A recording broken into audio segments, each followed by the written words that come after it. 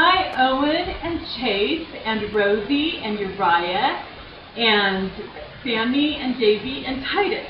I think I got everybody, right? Happy Thanksgiving! I want to show you how to make candied yams.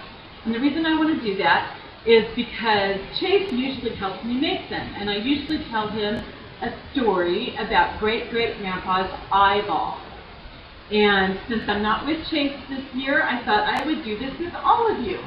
Okay, well, I already did this once, and the recording didn't turn out. You couldn't hear me.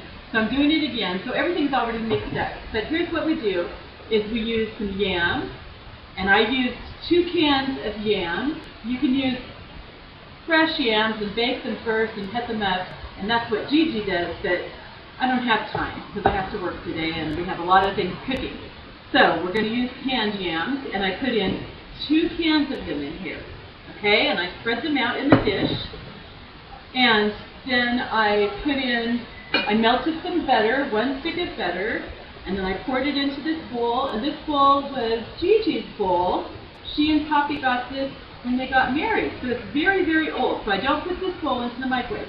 But I put the butter in there, and I put in some brown sugar, maybe about a cup or a cup and a half, and some cinnamon, probably about a tablespoon of cinnamon, and a little bit of salt. I just grind it in, so it's probably about half a teaspoon or less of salt, just to help it keep from tasting too sweet, even though we want all that sugar in it. So anyway, the reason that I always tell Chase the story of great-great-grandpa's eyeball is because he had a farm where he raised walnuts mostly, but also cows and goats and a little bit of cotton and some yams or sweet potatoes. And sometimes he said sweet potatoes and sometimes he said yams, and I don't know if there's a difference, but we call these candied yams, so we're using yams. Anyway, okay, so who great-great-grandpa is?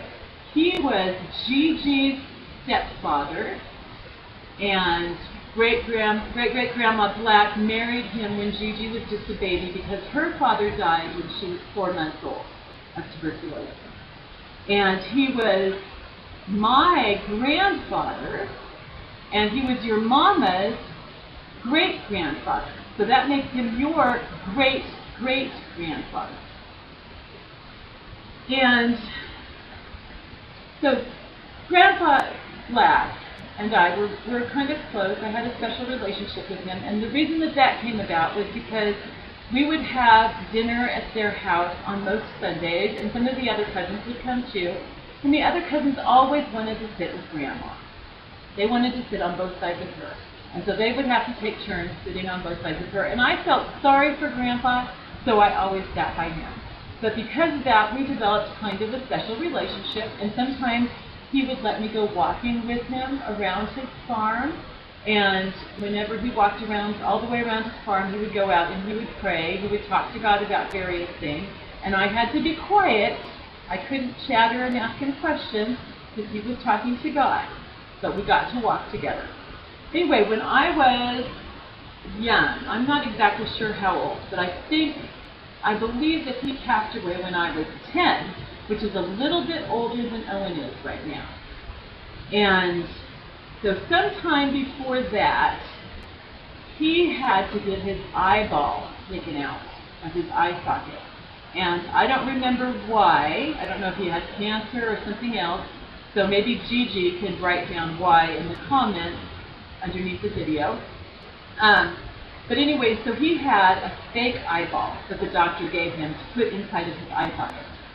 And every Sunday, after everybody had supper and most people went into the living room to talk, and the kids all either stayed in the living room with the adults or we would go run around the farm and stuff and maybe feed the goats, because that was really fun to do. Or play with the kittens that lived under the porch, because there were always tons of kittens under the porch.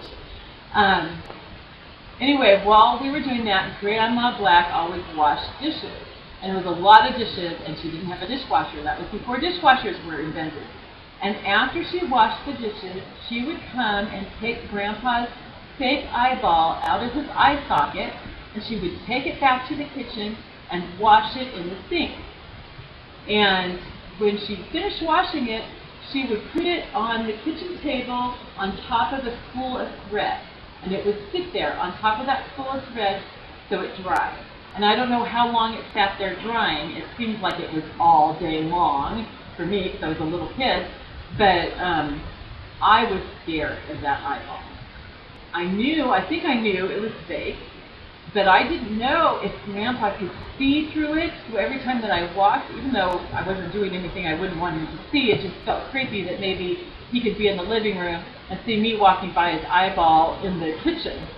And so it was just a really creepy thing to me.